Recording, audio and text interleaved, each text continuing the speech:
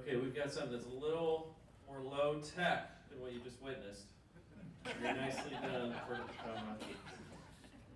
Dead fish being thrown about. Okay, let's need a clicker. Thanks. I'm going to talk to you guys about a project that actually produces live fish.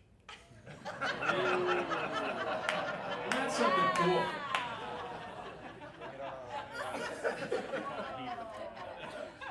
Sorry, I had to go right after that. Saw the opportunity. I'm not sure this works. Is it on? Oh, on. Yeah, that's right.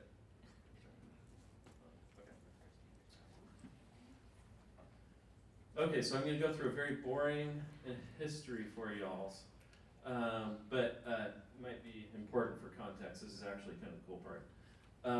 So this goes back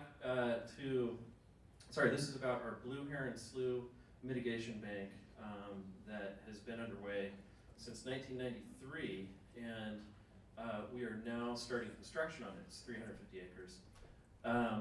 So Port of Everett purchased the property back in 1993 from some very nice farmers up there. It's a site that's just right off of I-5 north of the city limits of Everett.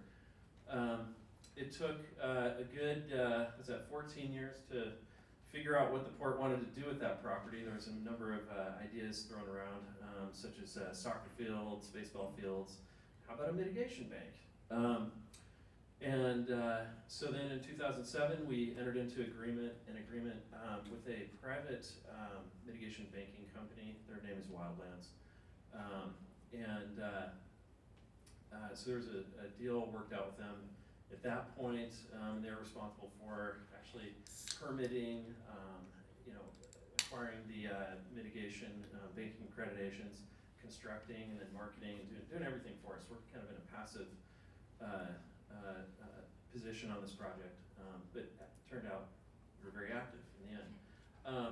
So in 2008, as part of context, we, the Port of Everett, entered into the Puget Sound Initiative with the Department of Ecology that some of our other fellow ports have entered into as well, where we're trying to clean up and restore the waterfront on behalf of the state. And in 2011, Wildlands successfully permitted and entitled the mitigation bank for fish credits, offsetting ESA type issues for Chinook salmon. That was the big one for us. However, the economy crashed, and as you can imagine, a mitigation bank is really tied to development, so nothing happened for a number of years. 2012, Ecology joined the Port Gardner Bay Natural Resource Damage Trustee Council and started a damage assessment that resulted in them issuing several PRPs, damage assessment notices, identifying how many DSAs we're on the hook for. And so the Port of Everett saw this actually as an opportunity, and we pulled together the various PRPs and the trustees and said, hey, we've got a deal for you. Why don't we all invest in Blue Heron Slough, which is underfunded, and provide the seed funding to get it constructed, and then you guys would get your DSAs that you're looking for, which in the end amounted to about 20% of the overall bank amount had to come off of the mitigation bank. So in 2019, that's this summer, we received our consent decree. It was entered in the court. Now the timelines kick in for construction.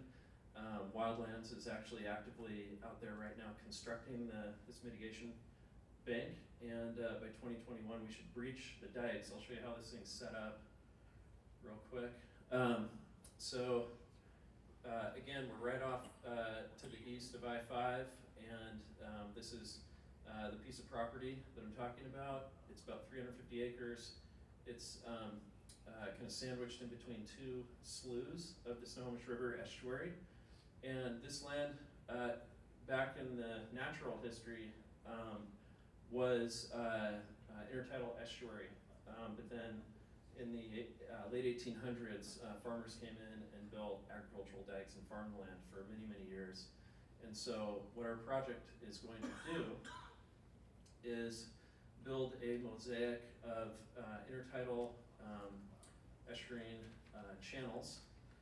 Some will be wet for the entire tidal cycle, but many will just be intertidal channels, and so there'll be a lot of mud flats and some upper riparian zones, and it's really, again, a fish project, but we are working towards a wetland mitigation bank accreditation for this as well, to market it for those types of sales.